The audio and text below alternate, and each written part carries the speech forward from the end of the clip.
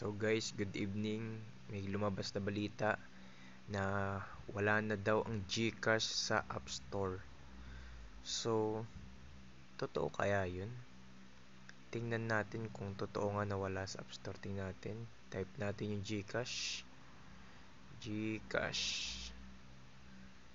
Ayun. Oops. Uy! Wala nga lumabas na GCash sa App Store. Ano nangyari? Kahit i-search natin, walang lumalabas guys. Yan no. Kahit tingnan natin dito sa Google, anong sabi nila? Viewer, okay. Bakit daw nawala ang GCash sa Play Store? I was thinking baka temporarily disabled for updates lang. So yun yung mga comment nila guys. At tingnan natin yung sa iba pang website, anong sinabi nila. So ito, tingin tayo sa iba, sa GIS Guide. Yan, sabi nila ito yung mismong GCash na nagsabi.